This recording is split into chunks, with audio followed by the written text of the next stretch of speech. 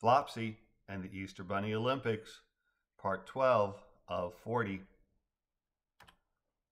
Whoever directed the live action coverage within the Wells Fargo Arena had a strong inclination to begin filming a track event with a camera hovering at the absolute top of the arena's 60-meter high ceiling and zooming down from there. This penchant for height first, detail later, was used not only for dramatic effect, but also showcased how the four oval-shaped steeplechase tracks were arranged. All four tracks used a standard 100-meter oval design, and these four had been positioned so they formed what looked amazingly like a four-leaf clover when viewed from on high. The four steeplechase tracks were arranged such that they came within 4 meters of one another at the center. When viewed from above, the track used for the 100-meter race looked to droop just below the x-axis in quadrant 1 of our Cartesian coordinate system. The one designed for the 200-meter race projected at a 45-degree angle up and to the left in quadrant 2. The 300-meter mirrored the 200 but pointed upward in quadrant 3. And the track used in the 400-meter was likewise below the x-axis and also was positioned a few degrees south of horizontal over in quadrant 4. Though all four tracks were the same length and each track presented 8 obstacles in the over, under, around, and through blue, yellow, black, and red pattern, the 8 obstacles on 4 tracks meant that any bunny skilled and lucky enough to make it through all 4 30-minute segments of competition would encounter 32 separate obstacles, each varying from its sibling. The 400-meter steeplechase queue was organized into 10 separate groups of 12 bunnies.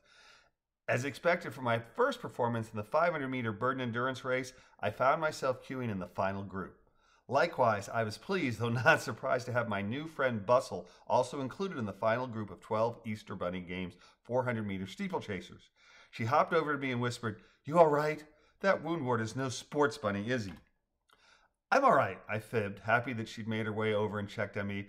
"But no, he sure isn't," I added, wanting to say more about Woundwort's hatefulness, but decided not to, as that would make me unsports bunny-like too. "How'd you like the high jump?" "Loved it," Bustle enthused.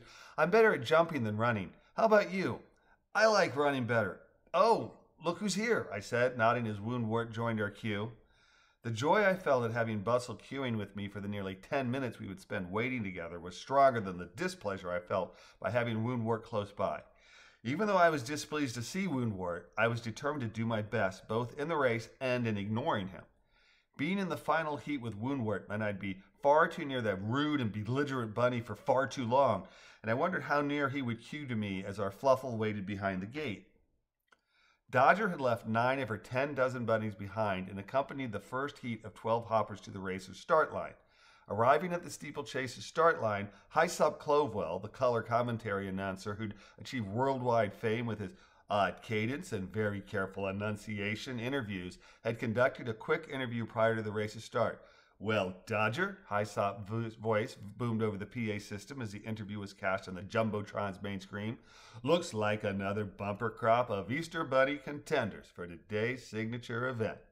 Anything our viewers either at home or here in the Wells Fargo, Monks River's finest arena, should be on the lookout for?" "Oh, Hyssop, there certainly is.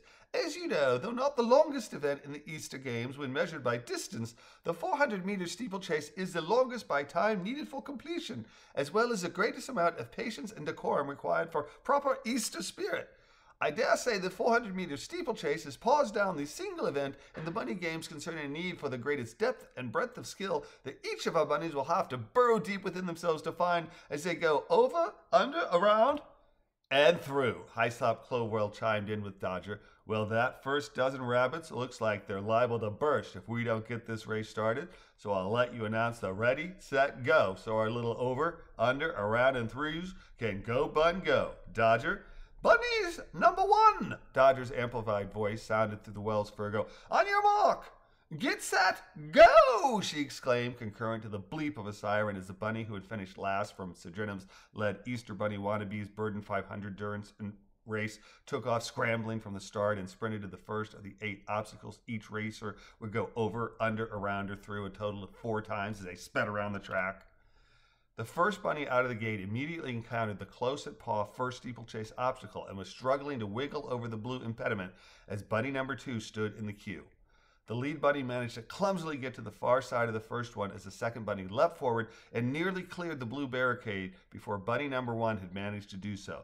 But as soon as racer number 1 hit the ground, that bunny sprinted that 12.5-meter distance from the start line to obstacle number 2 as racer number 3 followed fast on 2's tail. Like most everyone in the Wells Fargo who was not at this instant actively competing, my attention was on the Jumbotron.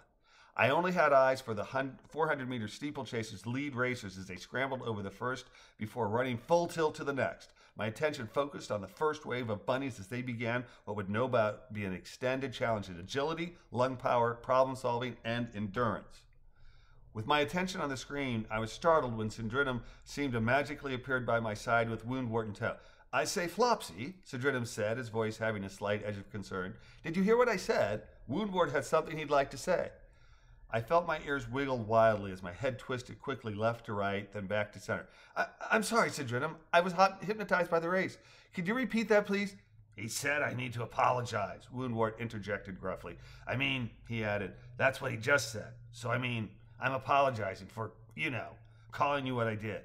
Every bunny deserves to be welcome at the Eazster Bunny Games," he added, sounding as though he was repeating something he'd been told to say.